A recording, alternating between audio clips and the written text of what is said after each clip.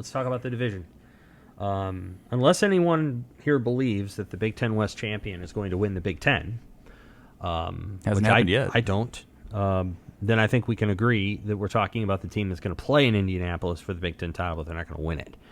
And we can talk briefly about the three teams that are contending on the East side, but I want to talk more about the West. None of us believe Nebraska is going to win the Big Ten West at this moment. Correct. No.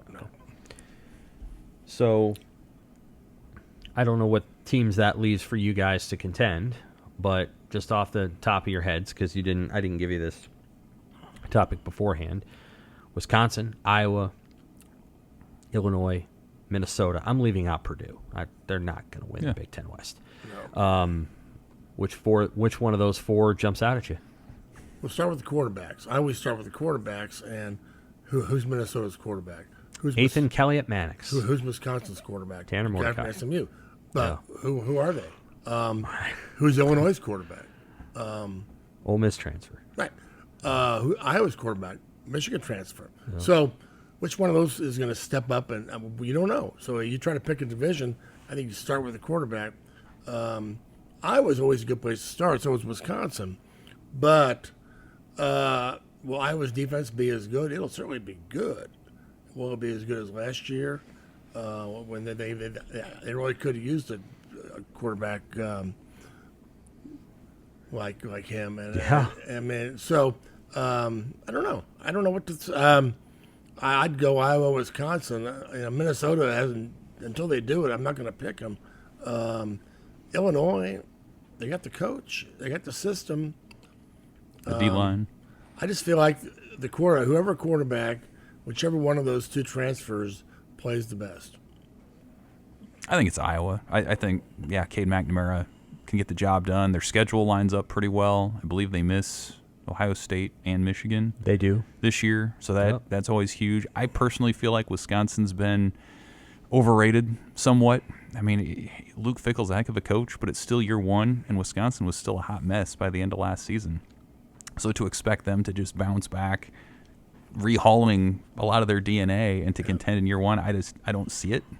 So I think it's Iowa in some ways because of just sort of process of elimination. And Tom, you said their defense maybe can't be much better. Their offense can't be much worse. So if they can actually score a little bit more, I think that's the clear favorite in the West. If Illinois had its quarterback back, I might pick the Illini. They have the best receiving core back. They have the best front seven back. But they have weaknesses. The offensive line is relatively new. They don't have a quarterback. Luke Altmaier's never played, really. He played a little bit at Ole Miss, but not really. So he's starting afresh. I'm kind of between Wisconsin and Iowa. I think I'm going to lean Wisconsin. I think the reason I say that is related to the players that Iowa lost. I think they lost Jack Campbell, and they lost Kyle Van Ness, and they lost another high-end player in Riley Moss, I think. On the offensive side of the ball, they lost Sam Laporta, who's a really good player, and lost a couple of receivers. I don't know if Cade McNamara can make that up. I do have them second. I will have Wisconsin first. I think it comes down to the Iowa-Wisconsin game, and I think Wisconsin wins it.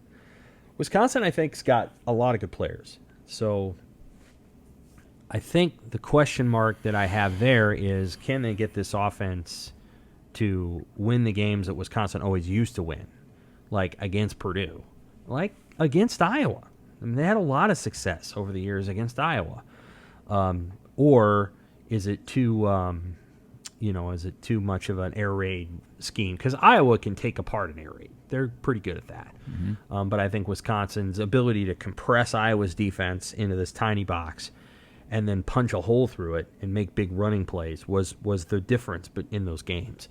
But I'm going to lean Wisconsin a little bit, and then I think I have Minnesota third. Trust that program a lot to be exactly what it is. But Illinois might be there. You just never know. So the difference to you, what's the difference between Wisconsin and Nebraska? Is it just player talent when you're talking about a new head coach, overhauling systems? Is that all it is, that you would say Wisconsin's that much farther ahead than Nebraska is player talent? I think they've got a little bit more developed talent. I think their offensive line is better. I think that, they just got more seasoning there. There's things that Nebraska hasn't proven that Wisconsin's offensive line has. I think their defense is going to remain relatively intact. In other words, they're going to run a slightly different scheme, but they're going to do a lot of the same things. So I think they're going to keep it intact. You want to know the real biggest difference? Let's hear it. Track record. I mean, track records in the last 10 years. Nebraska hasn't beaten Wisconsin, and Wisconsin's won a lot of football. And, yeah, they fired a guy, but it's kind of like asking me, a little bit, like, well, what do I think of Nebraska in 2004 and some other team that had a new coach that year? I mean, I lean a little bit on Nebraska winning some games that in 2004 that they just won because they remembered how to win. And I think Nebraska has to learn how to win now. And Wisconsin remembers. Yeah. I think that's worth something. I do think they got a good head coach too. Like No doubt. The Purdue situation, I think he could be a very nice head coach eventually. He's never done this before. It's really like you're going to get in a game, and here's what's going to happen. This happens with defensive coordinators who become coaches all the time. They get in a game, the offense isn't doing what they want it to do, and they immediately want to change the offense. It's like, okay, we're calling everything off. We're not going to do this anymore. The other team's scoring too many points. So now we're gonna go into our shell and we're gonna run the ball. And Bo Pelini did that for several years, and he ran off. I mean, he didn't run off Sean Watson, but like that was one of the issues. And then he would always throttle Tim Beck down because he got annoyed with the offense, the defense not being exposed and all this other stuff. That's what defensive coordinators do, and Walters will do it at least once this year, where it's going to be like, all right, well, we're not scoring, so we're going to go into a shell and we're going to run the ball 45 times so our defense can feel better about itself. And it'll hurt them. They're going to go 3-9 or 4-8. They're going to have a hard year, and he could be very good eventually, but he is not ready yet. So that's my take All right. on them.